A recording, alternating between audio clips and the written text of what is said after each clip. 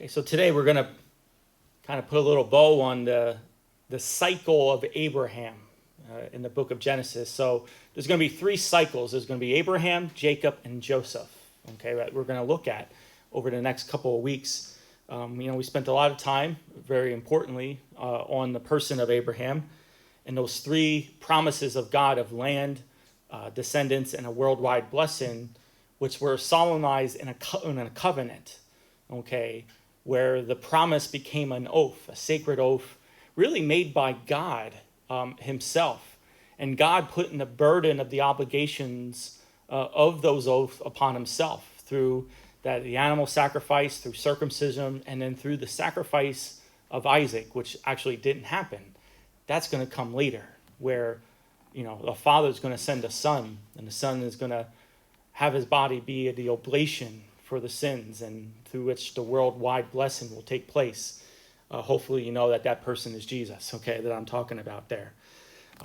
So what's happening is Isaac in the book of Genesis kind of becomes a bridge between Abraham and Jacob. The next focal point is going to be on the person of Jacob. And Isaac's going to be the bridge to that. We're not going to get much on Isaac, and even in the New Testament, you don't really hear Isaac being referenced all that much, if really at all, as far as the story of our salvation. But as I said yesterday, in that great event of the sacrifice of Isaac, Isaac was a young man, Abraham was an old man.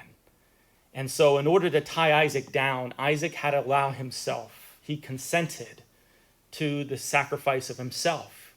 We always get this vision that Isaac was a young boy, and like Abraham kind of forced him onto the thing. No, Isaac allowed it to happen, okay?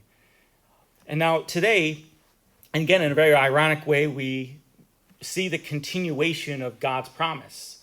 Well, now we have Isaac.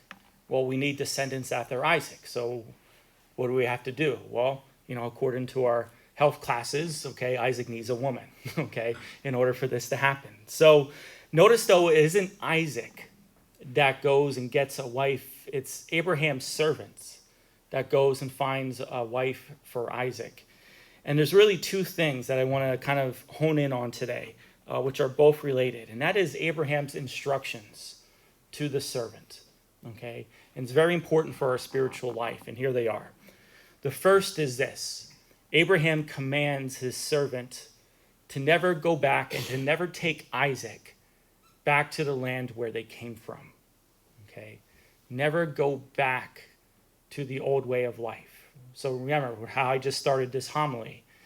God entered into a covenant with Abraham. Abraham entered into a covenant with God. Abraham is changed forever, okay?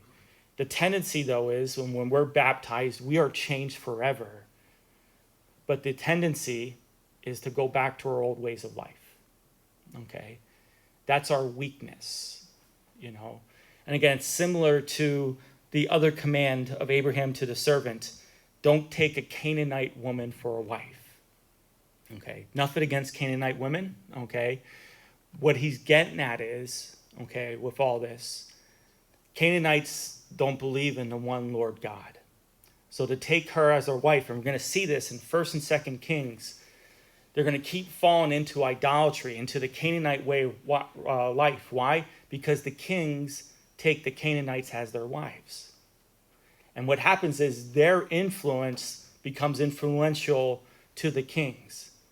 And Abraham doesn't want the influence of the idol pagan religion of the Canaanites to become an influence on Isaac and the descendants, where they're going to abandon the one Lord God who made these covenants, okay, with Abraham himself.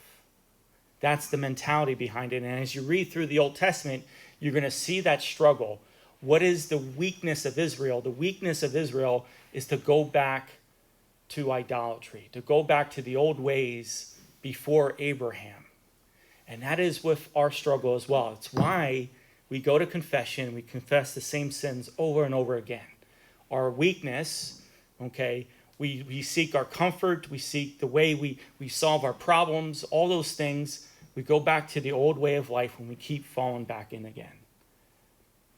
So now we have the Sacred Heart of Jesus, First Friday today, okay? The Sacred Heart of Jesus is about presenting those weaknesses and placing them at his merciful heart. Okay? That wellspring. Okay? The ever-flowing of mercy and grace. Because when we try to do this ourselves, we come up short every time. We need divine assistance, not only just to be saved and have our sins forgiven, but we need divine assistance to continue to live each and every day in virtue, because we are weak and we're always so prone to go back to those comforts, to those old ways of life, to those securities which really don't secure us at all. Instead, we're told to face that most sacred heart and divine love of God. May God bless you.